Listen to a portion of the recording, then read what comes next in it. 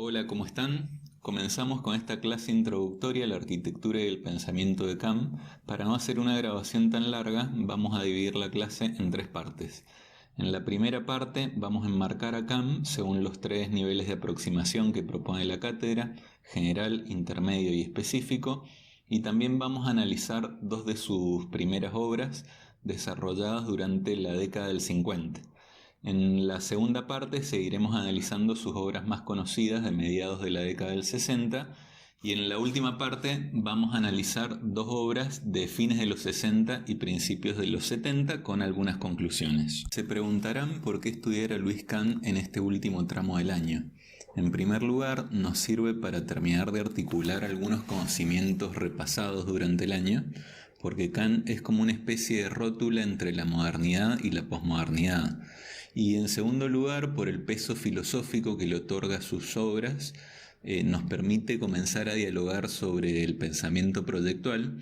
Y por último, porque Kant, al intentar siempre construir institucionalidad con la arquitectura, nos permite empezar a discutir la dimensión social de la arquitectura. Estos dos son temas muy importantes tanto para este práctico como para abordar el final de la materia. Louis Isador Kant nace en Estonia en 1901, pero en 1905 su familia emigra a Estados Unidos, por lo que su obra va a estar atada al contexto de este país. Habíamos visto Estados Unidos ya desde fines del siglo XIX, cuando veíamos cómo la Escuela de Chicago y Frank Lloyd Wright trataban de renovar una tradición academicista muy arraigada. Pero en el momento en que empieza a ejercer Kant, existen algunos factores del contexto general que han propiciado un auge de la arquitectura moderna en este país. Recordemos que desde 1929 Estados Unidos estaba intentando superar una crisis económica que lo obligaba a reestructurar la economía. En ese clima de crisis y reconstrucción, en 1932, el Museo de Arte Moderno de Nueva York inaugura la exposición llamada El Estilo Internacional, que va a marcar el rumbo de la arquitectura. Por otro lado, con el ascenso del nazismo, algunos maestros del movimiento moderno y ex miembros de la Bauhaus, como Gropius, Mies, Breuer, habían emigrado a Estados Unidos, donde construyeron obras icónicas y ejercieron la docencia. Por último, el New Deal, este programa de reconstrucción iniciado por el presidente Roosevelt, requería la construcción de obra pública de gran escala, dinamizando la industria y con un claro mensaje de progreso social. Estos requisitos propiciaron la difusión de la arquitectura moderna por todo el país. Sin embargo, ya sabemos que los valores de la modernidad serán profundamente cuestionados ante la destrucción y la degradación humana que produjo la Segunda Guerra Mundial. Esta crisis de las ideas modernas que se produce a nivel mundial en Estados Unidos tendrá un matiz particular, porque es un país que intenta mostrarse como el gran victorioso de la Segunda Guerra Mundial, pero va a encontrar ciertas dificultades para reflejar ese poderío utilizando una arquitectura tan depurada y tan abstracta como la que proponían los arquitectos modernos más ortodoxos. Es por eso que en un nivel de aproximación intermedia podemos ver que la bibliografía que propone la cátedra ubica a Kant como parte de tres posibles líneas o tendencias que buscaban superar las ideas más rígidas del movimiento moderno.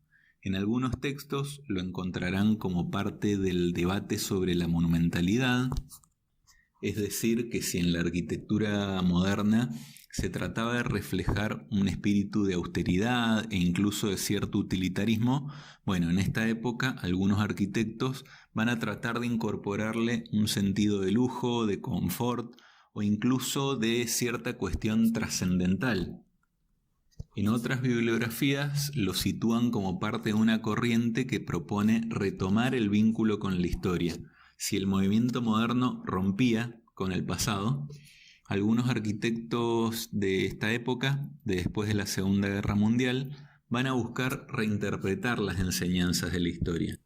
Por último, hay algunos libros donde Kant aparece asociado a un cuestionamiento del pragmatismo cientificista del racionalismo moderno, y ahí aparece como parte de una tendencia que rescata los valores locales y un abordaje filosófico de la arquitectura que permite cambiar el énfasis desde el espacio hacia el lugar, desde el hábitat hacia el habitar. Aproximándonos a la formación de Louis Kahn en un nivel más específico, hay que decir que estudió en la Escuela de Bellas Artes de Filadelfia, donde enseñaba Paul Cret, un arquitecto reconocido por impulsar en Estados Unidos un academicismo más depurado de ornamento.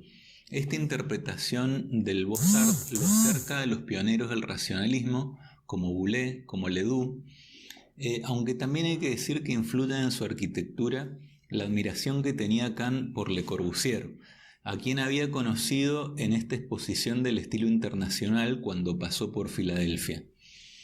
Por último, también los críticos destacan en su formación la importancia que tuvieron sus viajes por Italia, Egipto, Grecia, cuando era muy joven Kahn.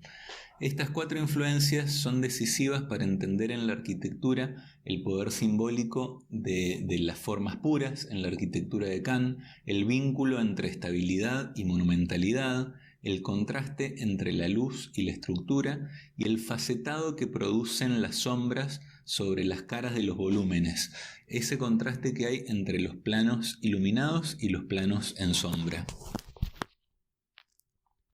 También es importante destacar que Kahn complementó su primera etapa profesional con la tarea de la docencia, lo cual le permitió elaborar y pulir, profundizar una propuesta teórica que tenía como mucha profundidad en el pensamiento, algo que queda reflejado en el libro Forma y Diseño que encontrarán en la biblioteca cuando abra.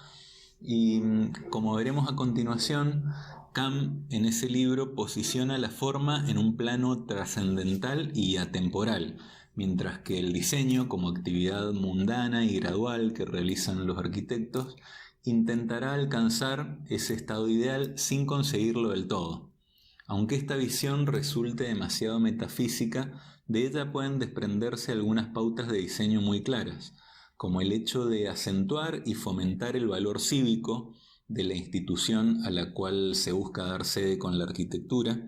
Por otro lado, también está el concepto de orden, que permite organizar cada parte de acuerdo a una idea de totalidad que la subordina, y por lo general esa idea de totalidad se apoya en el uso de formas arquetípicas, es decir, de formas depuradas y arraigadas en la memoria colectiva de la humanidad.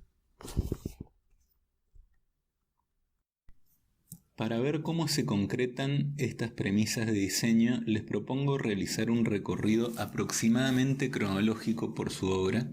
Digo aproximadamente porque es muy difícil asociar sus obras a una fecha exacta.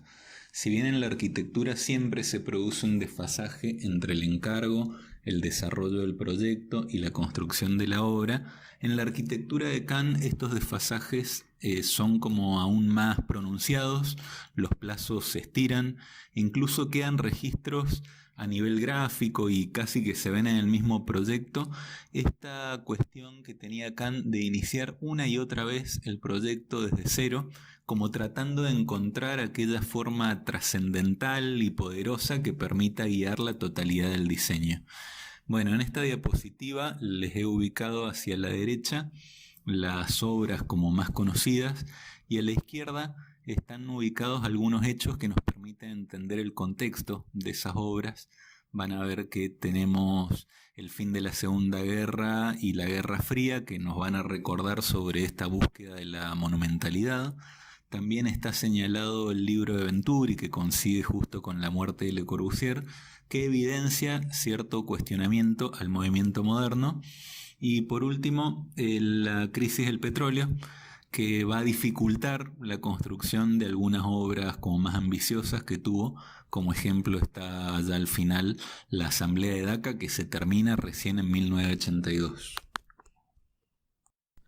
Vamos a empezar revisando el Carver Court de 1944 en Pensilvania, que es un conjunto de viviendas sociales para población afroamericana que había tenido un rol fundamental trabajando en la industria metalúrgica durante toda la Segunda Guerra Mundial, Como reconocimiento y siguiendo la lógica del New Deal, el Estado construye este conjunto de viviendas diseñado por Kahn en asociación con dos pioneros de la arquitectura moderna en Estados Unidos, George Howe y Oscar Stronorow.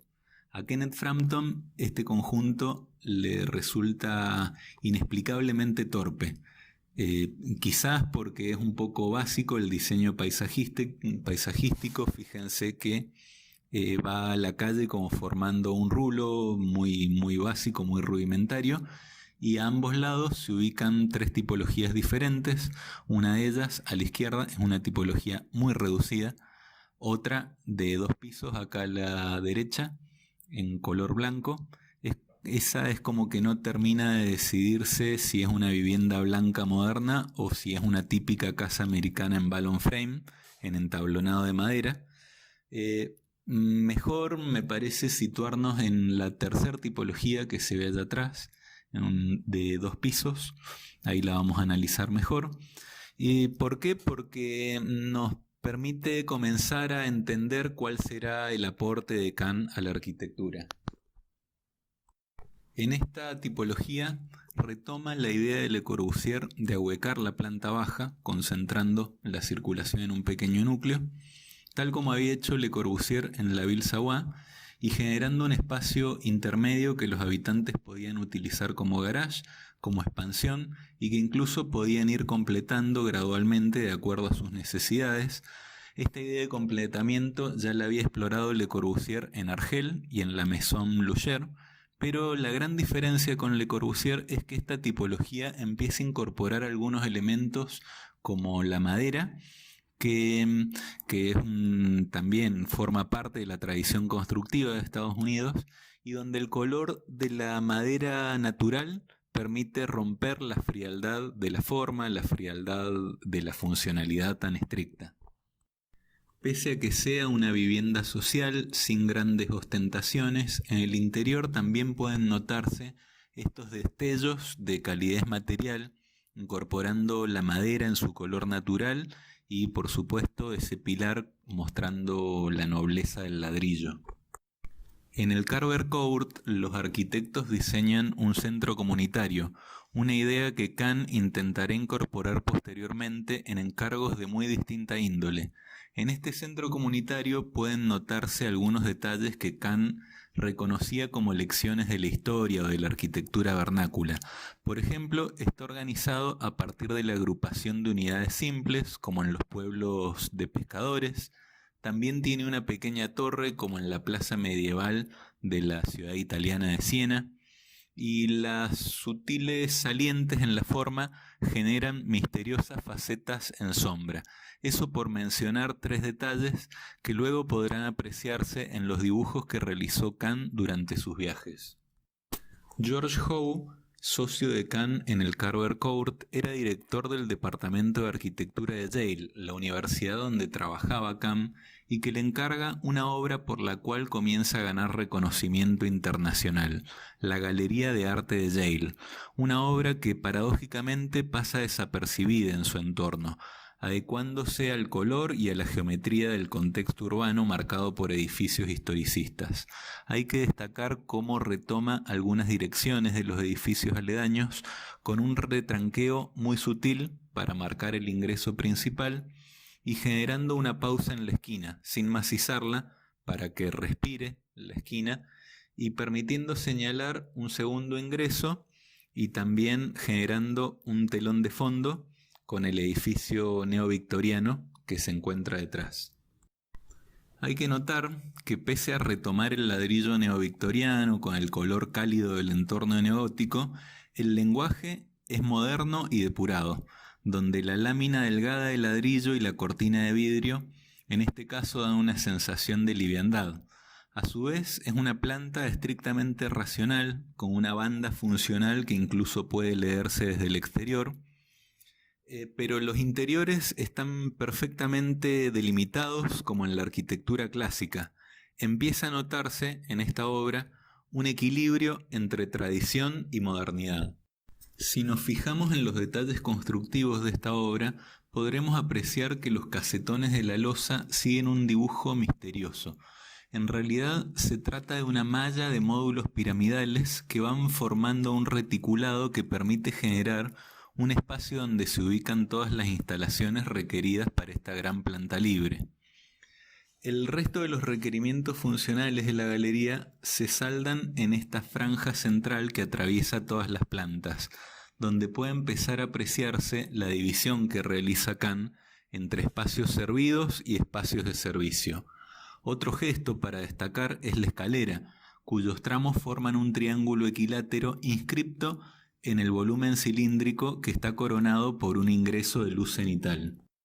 El hueco triangular que delimitan los tramos de escalera forma un volumen hueco dentro del volumen cilíndrico de hormigón, que a su vez está contenido en el espacio delimitado por la piel de vidrio y ladrillo de la galería, generando una sensación enigmática similar a la que producía por esa época Jorge Luis Borges al crear relatos anidados en relatos míticos, es decir, cuentos dentro de cuentos.